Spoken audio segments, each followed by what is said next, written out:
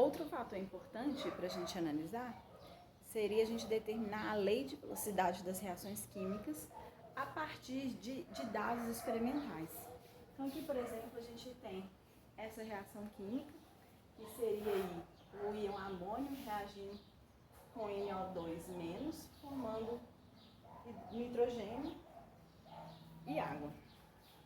E a gente tem alguns dados experimentais. Então, quando a velocidade inicial de amônio foi 0,010 e a velocidade inicial do íon nitroso aí foi 0,200, nós tivemos que a velocidade da reação química foi 5,4 vezes 10 a menos 7.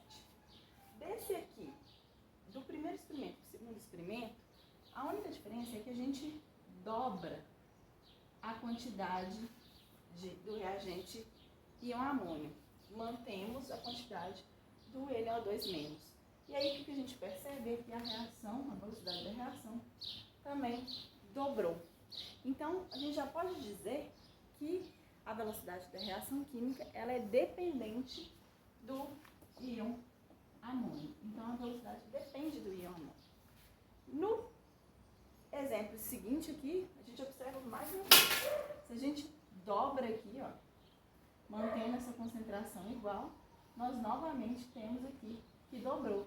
Ou se a gente compara com o primeiro exemplo, se a gente multiplica por 4, a gente vê que a velocidade também é multiplicada por 4.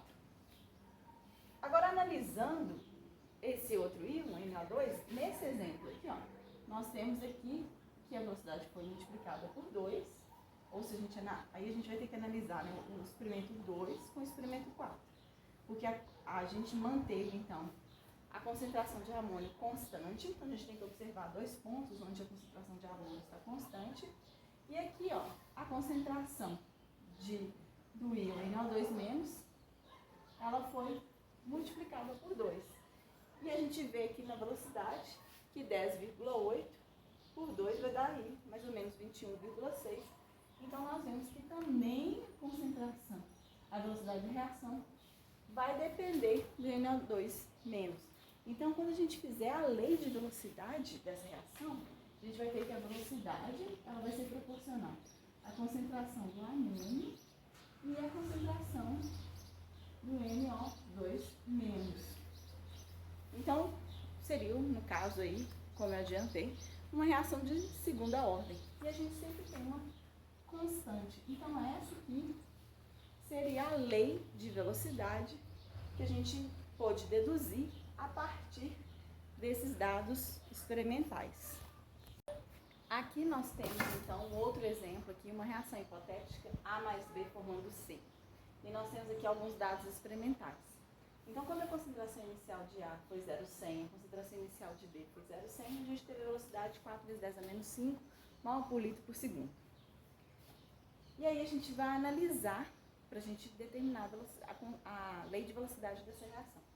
Então, mantendo a concentração de A constante e dobrando a concentração de B, eu vejo que não teve influência na velocidade da reação química.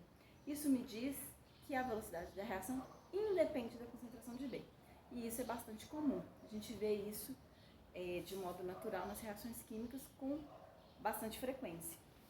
E aí nós temos aqui o terceiro experimento. A concentração de A foi dobrada, a concentração de B permaneceu e a gente vê que a velocidade foi multiplicada por 4. A gente dobrou, nós dobramos a concentração e a velocidade foi multiplicada por um fator de 4. Então a gente fala que essa velocidade ela depende do reagente A mais a potência de 2. Então a velocidade vai ser igual a constante de velocidade vezes A ao quadrado. Então isso também pode acontecer. Também nós temos aqui um outro exemplo de reação de segunda ordem. Então nós temos aqui para as reações de primeira ordem, a gente pode fazer aí, a gente tem a seguinte velocidade, né? A lei de velocidade vai ser a constante vezes a concentração. Então nós temos aí que é importante para a gente a variação, né, da concentração de A ao longo do tempo. Então, fazendo uma operação de integração, né, a gente tem que ln de A no tempo determinado menos Ln de A no tempo zero, no tempo inicial, é igual a menos Kt. Daí a gente pode tirar, né, organizar essas reações, tendo Ln é igual à concentração de A. Concentração de A no tempo que a gente for analisar, vamos supor, de 1 hora, sobre a concentração de A no tempo inicial, é igual a menos Kt. Então, a gente tendo a constante de velocidade e o tempo, né, a gente consegue achar outros fatores. A gente consegue achar a concentração de A, por exemplo. Ou se a gente tem a concentração de A no final e a concentração de A inicial e o tempo, a gente consegue achar a constante de velocidade da reação. Então, é importante, né, vocês anotarem essas reações aí, porque pode ter algum exercício que cobre essas reações. Então, aqui é para reações de primeira ordem. Então, as reações de segunda ordem, né, elas dependem de um reagente a segunda potência ou de 2 reagentes. Então, só para facilitar aqui, a gente colocou a reação que depende de um reagente a segunda potência.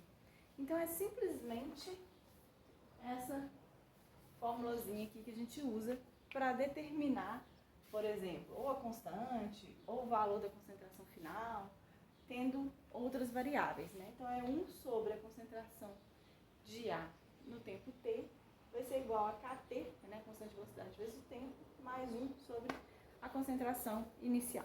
Então, simplesmente, para a gente calcular um desses fatores numa reação de segunda ordem, a gente usa essa equaçãozinha aqui. Outro conceito importante em cinética química é o conceito da energia de ativação. Como eu disse, para que a reação ocorra de maneira efetiva, a gente tem que ter colisões, mas não é qualquer tipo de colisão. É uma colisão efetiva, uma colisão que atinja a energia mínima para que essa reação possa ocorrer. Essa energia mínima que a gente chama de energia de ativação. E a energia de ativação vai ser a diferença entre a energia, né?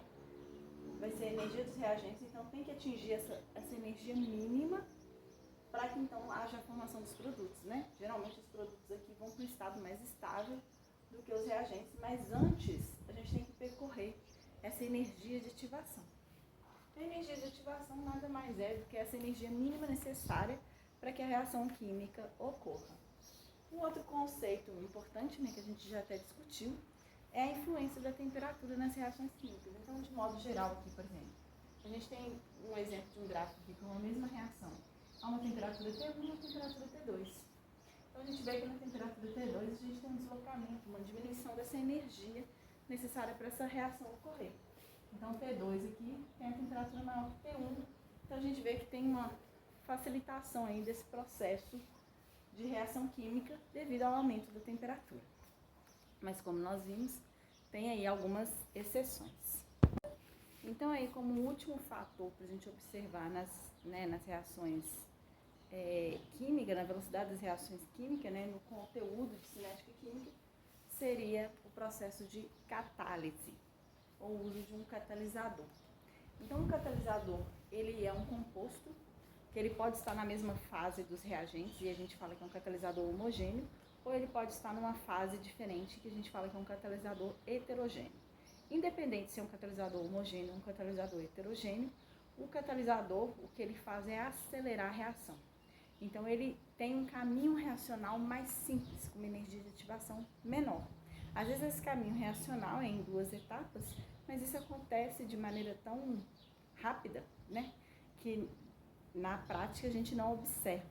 Mas então, se eu tenho, por exemplo, uma reação convencional, essa aqui, esse gráfico representado em preto, uma reação não catalisada, que ela tem essa energia de ativação, né? Lembrando que a energia de ativação é esse valor aqui, sabe? Essa energia de ativação. Se eu uso um catalisador, eu posso diminuir essa energia de ativação e assim, né, quanto menor a energia de ativação, mais rapidamente uma reação vai acontecer. Como eu disse, o catalisador pode ser uma enzima, por exemplo. Então, em sistemas biológicos, né, as enzimas vão ser muito importantes. Um exemplo prático, nós vimos lá também no ciclo do nitrogênio. Nós não conseguimos absorver o nitrogênio do ar. Nós, seres humanos, não absorvemos o nitrogênio. Nós não temos condições de absorver. O nitrogênio é uma molécula muito estável, né, ela forma uma tripla ligação. 2 átomos de nitrogênio, e para a gente clivar essa molécula, exige uma energia altíssima. A gente vai conseguir fazer isso em processos industriais com elevação de temperatura e pressão. Então, no nosso organismo, a gente não consegue fazer. Contudo, as bactérias, elas possuem umas metaloenzimas, né, que têm aí os sítios ativos de ferro e molibdênio, que são as enzimas nitrogenases, que elas conseguem capturar o nitrogênio do ar e transformar em amônia, por exemplo, que são compostos mais simples, que aí a gente consegue, as plantas, né, conseguem processar com mais facilidade e fixar esse nitrogênio. E aí, então, por exemplo, a enzima nitrogenase, muito comum, importantíssima para o ciclo do nitrogênio, é um exemplo de um catalisador natural. Então, a cinética química, de um modo geral, né, ela engloba esses estudos da velocidade das reações químicas e os fatores que vão afetar nessa velocidade. Para a questão de remediação ambiental, por exemplo, a gente estuda alguns processos. Tem, por exemplo, os processos oxidativos. Os processos oxidativos envolvem reações de Fenton, reações Foto-Fenton. Reações de Fenton são reações que a gente tem a formação de radicais livres, né? Então, geralmente são reações que estão na presença de metais, pode ser do ferro, do cobre, e aí vão gerar radicais livres, e esses radicais vão decompor a matéria orgânica. Por exemplo, é muito utilizado para a decomposição de corantes em efluentes aquosos. E aí essa reação pode ainda ser acelerada pela presença de luz ultravioleta, que seria o que a gente chama de reação Foto-Fenton.